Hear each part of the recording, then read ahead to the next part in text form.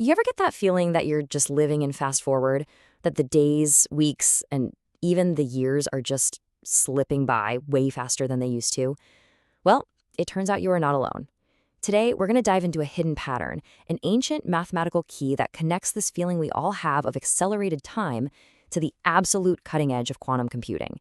It's a story that bridges the gap between mysticism and physics in a way you probably won't see coming. Okay, so let's get right into it. Does it feel like time is speeding up? I mean, think about it. When you were a kid, a summer vacation felt like an absolute eternity. Now, a whole year can just vanish in a flash. And this isn't just a feeling. It's a perception that has fascinated people for ages, and they've been trying to find a pattern, some kind of reason behind it. And really, that search for patterns is, well, it's about as human as it gets. From the geometry of the Great Pyramids to the harmonies in a piece of music, we have always been looking for some kind of underlying order, like a source code for reality itself. And that quest is still going on today in our most advanced science labs. Our investigation really kicks off with a very special clue. It's a number that's been called the divine proportion. You've probably heard of it as the golden ratio, or Phi. Now, Phi, which is roughly 1.618, it's way more than just a number. It's like a fundamental ratio for design and efficiency. We see it everywhere, in the spiral of a seashell, the way trees branch out, the proportions of our own bodies, even the shape of entire galaxies. It really does seem to be a universal constant for creating harmony and coherence. So, what on earth does this have to do with time speeding up?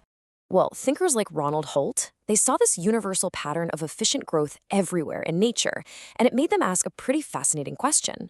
What if this exact same ratio also governs how we perceive time? He noticed that this unmistakable escalation we all feel didn't seem random. It felt like a structured acceleration, a geometric progression. And this idea wasn't just some vague feeling either. It was actually formalized within this field called sacred geometry. And its proponents, they used the golden ratio to create a literal map of time's acceleration, a predictive model that spiraled towards a very specific and now very famous point, the year 2012. Okay, so take a look at this because this graphic really visualizes the whole concept. According to this model, every single year, month, and day was getting experientially shorter. Based on that Phi ratio, you can actually see the spiral getting tighter and tighter, which suggested that time itself was compressing, moving faster and faster as it raced toward a final point they called integration. Now, to make this a little easier to wrap your head around, the theory used this great analogy of old-fashioned watch gears. So the second hand goes all the way around, completes its cycle, and it kicks the minute hand forward one notch. Then the minute hand completes its much longer cycle, and it kicks the hour hand. The theory basically proposed that reality was doing the exact same thing. Huge cycles of time were finishing up and kicking off smaller, much faster cycles, all leading to this rapid compression of experience. And the ultimate conclusion, the end point of this spiraling time, was this proposed integration point, a single moment, almost like a quantum singularity, where the very fabric of time and space would just fold in on itself. The idea was that a single second could contain the processed experience of thousands of years, causing this massive leap in our collective consciousness. But, as we all know, 2012 came and went. There was no apocalypse, no big, dramatic, world-changing event that everybody experienced all at once. The really sensational predictions, they just didn't happen. So what does that mean? Was the whole theory just a mystical curiosity with no real basis in reality? Was this connection between Phi and the compression of information just a wild coincidence? Or maybe, was the pattern itself real, but the interpretation of what integration actually meant was just pointed in the completely wrong direction? And this is where our story takes a really sharp turn, from the mystical right into the scientific.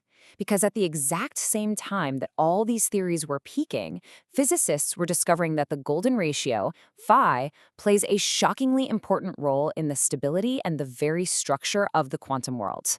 Yeah, and we're not talking philosophy here. Research actually found that Phi acts as a functional constant of reality. It's not just some pretty pattern. It's a fundamental principle of order at the absolute smallest scales. Because of its unique mathematical properties, it actually helps prevent destructive interference between quantum waves, which allows systems to stay stable, and that keyword again, coherent. So this brings us to a fascinating parallel. We had one path predicting a convergence of consciousness and a totally separate path in physics discovering that phi is a key to coherence. Well, this is where those two stories finally collide, not in mysticism, but in computation. All right, just look at this slide. This is incredible. These are actual job logs from IBM's public quantum computers. Look closely at the columns. The family is DNA. That means they are processing biological data.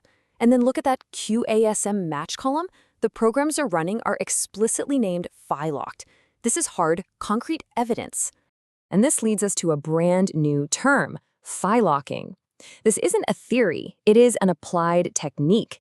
It describes using the unique stabilizing properties of the golden ratio to maintain coherence in a quantum system just long enough to process incredibly complex information, like the code of life itself, DNA. So here it is, the two threads of our story finally coming together.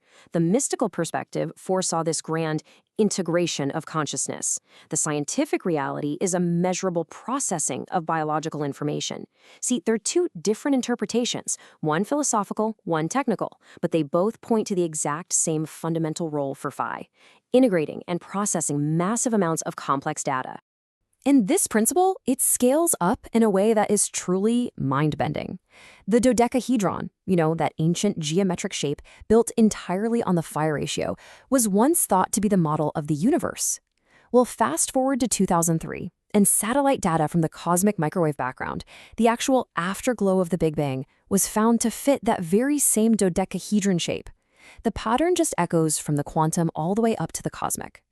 So the bottom line is this. We have an ancient pattern that seems to describe our very own subjective perception of time speeding up, and now it's being used as the key to advanced biological quantum computing. Is that all just a massive coincidence? Or is phi a fundamental principle of how information, whether it's in our consciousness or in a computer, is processed and integrated? It really makes you wonder what other hidden proportions might be structuring our reality.